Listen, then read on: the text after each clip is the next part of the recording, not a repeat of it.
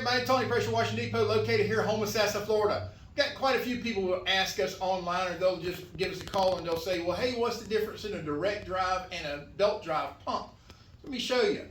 This is a direct drive and this is a belt drive. And what's the difference in a belt drive and a direct drive? Well, if you look at the motor and the location of the pump, the motor is not attached directly to the pump. It's connected by means of two pulleys and a belt behind this panel here.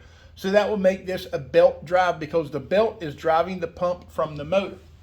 Now on the system over here, this is actually called a direct drive. A direct drive is directly connected to the motor. So the motor is directly driving the pump, which makes it a direct drive.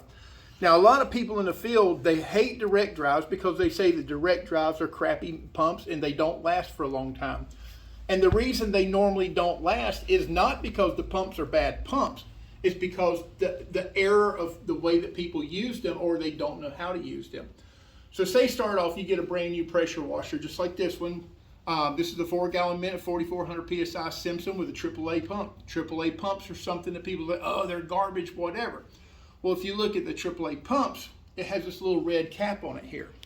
You know, when you first get it, you're supposed to take this red cap off, and it comes with a factory 710 cap.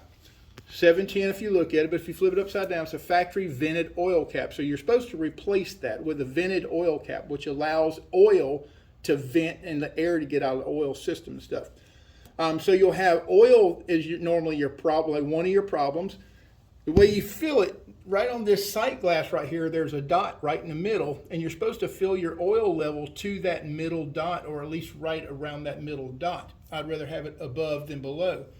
So if you have low oil or you don't have oil at all, it'll create failures in your pump. Now for me to come around to this side. So we have, if you're not regularly checking or changing the oil, then you could have issues on the pump from that. The second thing we might have is lack of water. So when you have water that's not, you don't have enough water going into your pump, it can create what's called cavitation. Cavitation is air pockets in the pump. And it's basically air bubbles that are exploding with each drive of the piston in and out. Them air bubbles will explode, creating problems for the packing or creating problems from the valves because they're not lubricated, and it'll cause issues that way. So either we have lack of water or an oil issue, which creates problem, but then we also have another problem that is really the most common, is from this little teeny tiny filter right here. When you connect your garden hose, this little filter gets clogged and dirty with water, with dirt. So if you notice that there's rusting or there's a lot of like dirt and debris and stuff, you can buy these at any of your home stores, and these are really, really cheap. It's good to have extra ones of these on there or on your truck in your toolbox, because if you have dirty water going into your pump, then the water's creating cavitation as well because you're not getting that proper flow, you know? So are you getting enough water into your pump? You know, so are you doing a check? There's a whole nother video of how to check the flow of your gallons per minute going into your pump.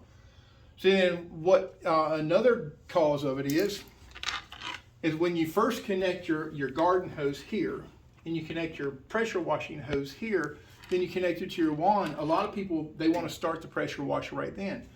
So you have air in your system. So the way to get rid of that air is to go down range, squeeze your trigger before you start the pressure washer, let all of the air get out of the system, get your wand down, and then you start your pressure washer. So you have no air into the system, eliminating that cavitation, making sure that you have plenty of flow going into the pump. And then you make sure that you have enough water going into the pump so you can wash. You know, so like I said, that's in a different video. The main cause of what really tears these pumps up that people don't understand is, say you're cleaning a driveway or you're pressure washing something. Instead of, when you release the handle on this, just set your wand down, instead of coming back to turn the pump off or turn the pressure washer off, they let it run, and it runs and it runs.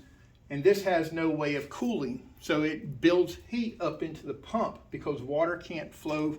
You know, if you have the trigger not pulled, you know, water is standing still in the pump and it's not flowing down range. So that creates heat, and some of the valves and the check valves in here, they're made of plastic. So you get a lot of heat built up in here that creates problem on that. So then you'll have low flow, low pressure because you burn up your valves. So it's not necessarily the pump. 90% of the time we find out it's really the operator. So hopefully that helps you guys out a little bit. Like, share, subscribe. Check out our website, www.pressurewashingdepot.com. Appreciate you.